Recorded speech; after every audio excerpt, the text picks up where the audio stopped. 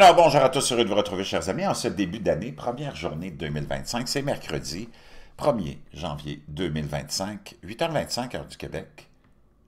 Bonne année à tous, merci à ceux qui sont là depuis longtemps, aux nouveaux, merci de votre fidélité.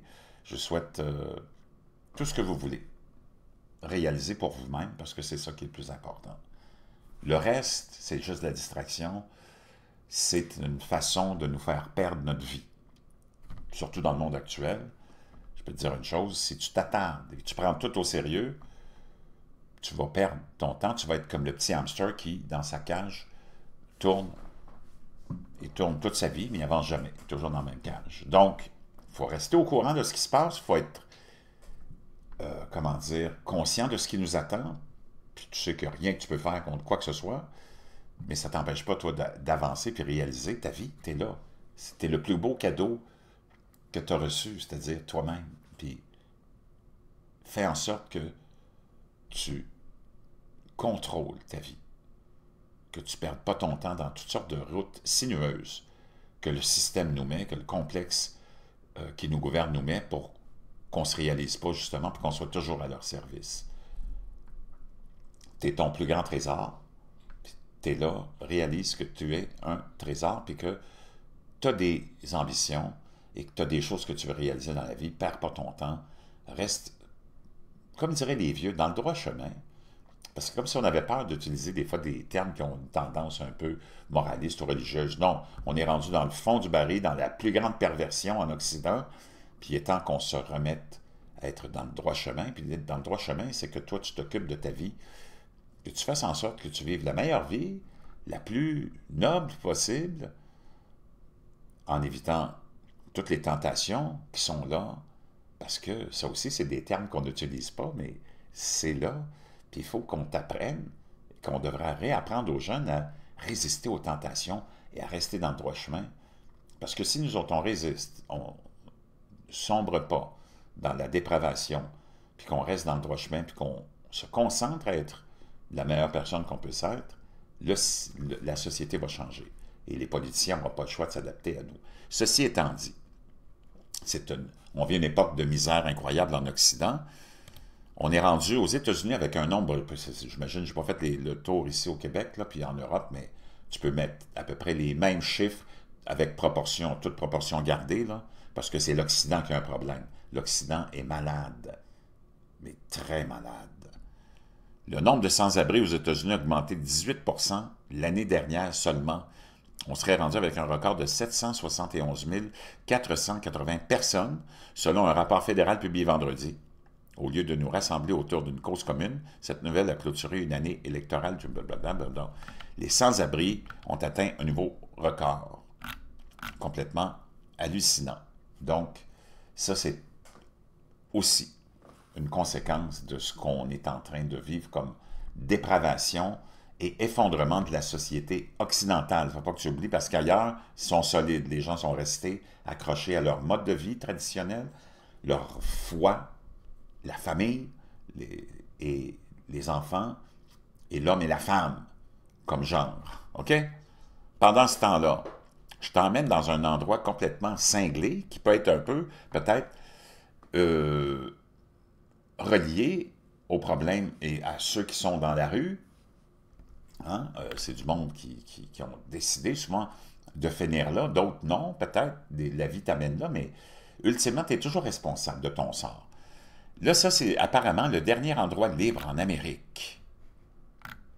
Le dernier endroit libre des États-Unis est un camp dans le désert californien, communément appelé Slab City.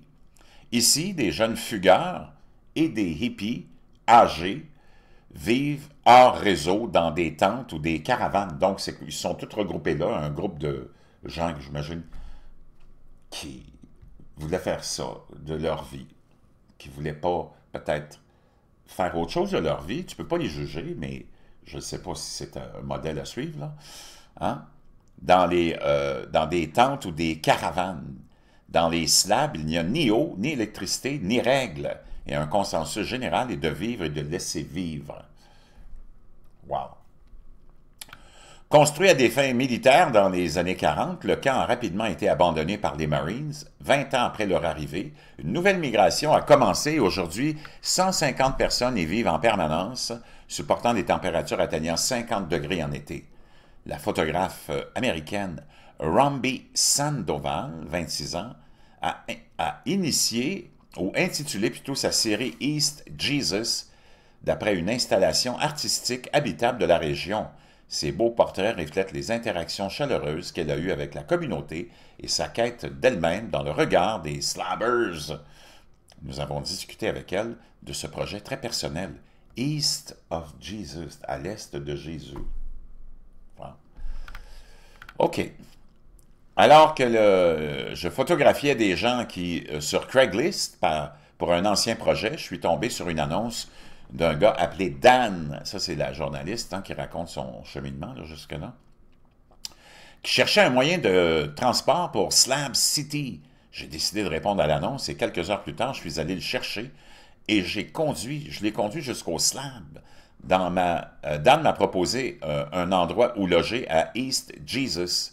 Et lorsque nous sommes arrivés là-bas, j'ai rencontré Danielle et son mari, Zach. Danielle avait récemment vaincu le cancer et m'a dit qu'elle était heureuse que ses cheveux aient repoussé. Cette nuit-là, une altercation a éclaté dans le camp entre Danielle, dans le camp, et Danielle a escorté l'une des femmes impliquées hors de East Jesus. Je les ai suivis et lorsque la femme a commencé à tirer les cheveux de Danielle, je suis couru vers elle et j'ai attrapé le poignet de la femme et j'ai soigneusement retiré ses doigts de ses cheveux. Le lendemain matin, j'ai demandé à faire un portrait de Danielle et Zach et elle m'a autorisé car je l'avais aidé. C'était le seul portrait que j'ai fait ce week-end-là, mais lorsque j'ai développé le film et que je l'ai vu, je suis retourné au Slab. Donc, elle nous parle de ses histoires, de son aventure au Slab, et nous montre un petit peu ce que c'est que cet endroit-là, et qu'est-ce que le fameux Slab City. Wow!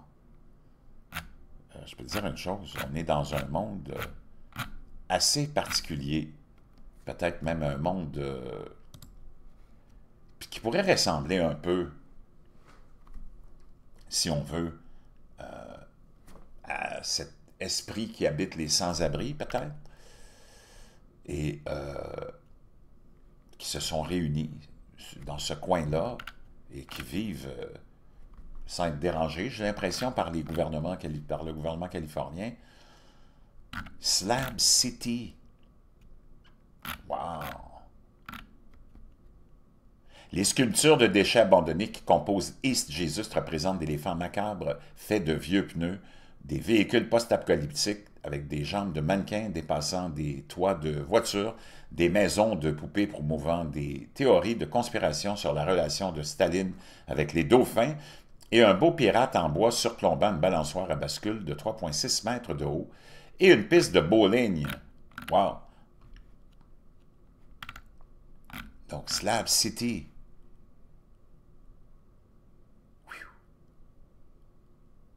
Wow! Je sais pas, mais toute une histoire, tout un moment, ou tout un endroit que ce fameux Slab City, je pensais vraiment pas que ça pouvait exister aux États-Unis. Mais Slab City existe bien. Et ces gens-là semblent pas vraiment dérangés par, j'imagine, les autorités. Vraiment une histoire bizarre, mais qui démontre à quel point l'Occident a atteint un peu, beaucoup, le fond du baril. Je pense pas que tu pourrais voir ça ailleurs, ce genre de démonstration d'échéance.